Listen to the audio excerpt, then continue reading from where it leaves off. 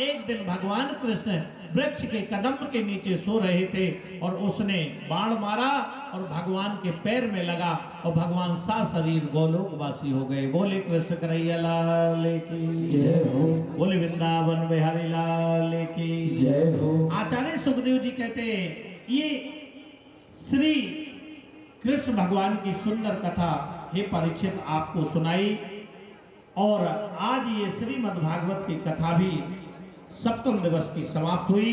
अब एक प्रश्न राजा परीक्षित मेरा है। मेरा प्रश्न क्या है?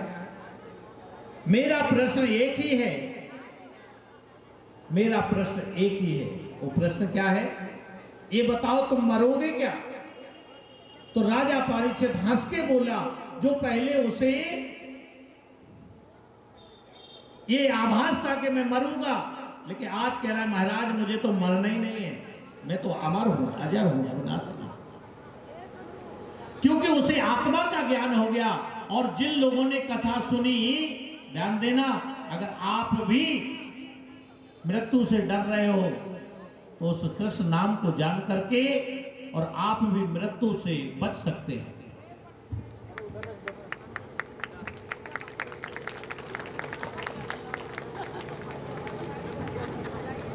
अब वही तक्षक नाग आया काल बन करके और आ रहा है। सारी रखवाली कर दी, उसके लिए दूध की व्यवस्था कर दी, लेकिन परीक्षित ने तो पहले ही अपने प्राण त्याग दिए और साक्षात विष्णु भगवान के धाम पहुंच गए। आकर के तक्षक नाग ने उनको काटा जरूर है, लेकिन शरीर पड़ा था, मृत्यु से तो पहले ही निकल गए। इस प्रकार से जो मृत्यु से निकालने का साधन बता दे वही श्रीमद् भागवत की कथा है। और जिस साधन से आप इस संसार से मुक्त हो जाए, राजा परीक्षित मुक्त हो गए और जन्मेजय राज्य करने लगे। बोले कृष्ण कन्हैया लाल की जय हो। श्रीमद् भागवत की कथा यहाँ पर पूर्ण होती है, विराम लेती है। वैसे कथा कभी विराम नहीं लेती है। यहाँ से जाने के बाद रामनगर में एक कथा उत्तराखंड में है, जो कि 1 जनवरी से 7 जनवरी तक, 13 जनवरी से 20 जनवरी तक हरिद्वार में अगर आप लोग आना चाहते हैं तो वहीं पर मकर संक्रांति की डुबकी लगाइए गंगा किनारे। और आपको रहने की व्यवस्था है वहां पे, जितने लोग आ सकते हैं, भोजन रहने पानी की सब व्यवस्था है। 13 से 20 तक हरिद्वार प्रेम नगर कनखल में ये कथा होने जा रही है जनवरी में। 25 तारीख से झांसी में, 25 से 2 फरवरी तक ये झांसी में कथा चलेगी। तो अगर आप हरिद्वार में आना चाहते हैं वहां आ सकते हैं, झांसी आना चाहते हैं वहां आ सकते हैं, भगवान की कथा को श्रवण कर सकते हैं और अपने जीवन में धर्म लाभ प्राप्त कर सकते हैं। ये कथा विराम लेती है। दोनों हाथ की तालियां बजाइए। किनके लिए? जो संत 7 दिन बैठ करके इस कथा में बैठे और हमें आशीर्वाद दिया। मैं भी तालियां बजाता हूं और इनके चरणों में वंदन करता हूं। हमारा नाम है उन पुरुषों का जो धन को धर्म में लगाते हैं। धन वाले कंजूस जगत में जोड़ जोड़ मर जाते हैं। तालियां बजाइए दरोगा जी के लिए और उनकी धर्मपत्नी के लिए, जिन्होंने अपना धन लगा करके और इस नगर के लोगों को कथा सुनवाई, भगवान कृष्ण का चरित्र सुनवाया। धन्य है इनके माता पिता जिन्होंने ऐसी संतान उत्पन्न की, दरोगा जैसी, जो अपने धन को कथा में लगा करके लोगों के लिए पुण्य अर्जित किया। तो एक बार इनके लिए ताली बजाएं और एक बार इनके माता पिता के लिए ताली बजाएं। बड़ा सुंदर परिवार है इनका। इनकी एक बेटी है जिसका नाम है पिंकी। सेवा तो सबने की। इनकी दोनों बहुएं बड़ी साक्षात, मुझे लगता है, सीता और रुक्मणी के भेष में इनके घर में है।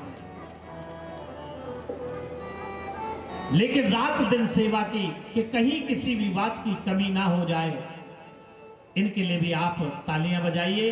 व्यासपीठ से मैं हृदय से इनके लिए आशीर्वाद देता हूं और गोविंद से प्रार्थना करता हूं, अपने सदगुरुदेव महाराज जी से प्रार्थना करता हूं कि इनका जीवन हमेशा खुशियों से भरा रहे, इनका दामन कभी भी आनंद से खाली ना रहे, हमेशा सुखी और समृद्ध रहे।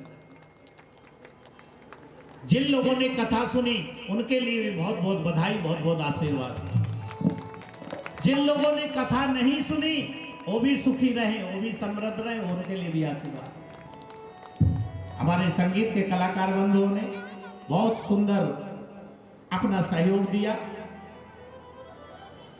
और छोटा सा बालक रोहित बड़ा सुंदर गाता है। जब भी बुलाते हैं सहयोग करते हैं। आप भी जीवन में सुखी रहें। मैं सदगुरुदेव महाराज जी से प्रार्थना करता हूं कि आपका भी दामन खुशियों से भरा रहे। हमारे आचार्यगण दिन रात एक करके इस यज्ञ को सफल बनाया। मैं इनके लिए गोविंद से प्रार्थना करता हूं, सारे नगरवासियों के लिए प्रार्थना करता हूं। सर्वे भवन्तु सुखना, सर्वे सन्तु निरामया, सर्वे भद्राणि पश्यन्ति, मां कश्चित् भाग्यो। सभी सुखी रहो, सभी निरोग रहो, हमेशा कृष्ण के चरणों में लगे रहिए, यही मेरी आपसे कामना है। भाइयों बहनों माताओं, जो उपदेश लेना चाहते हैं, महात्मा जी कह रहे हैं वो अपने अपने नाम लिखवा दें। यहाँ पर आश्रम है और आश्रम पर जाकर के और ज्ञान दीक्षा लें, जिस श्रीमद् भागवत की मैं आपके बीच में चर्चा करता रहा।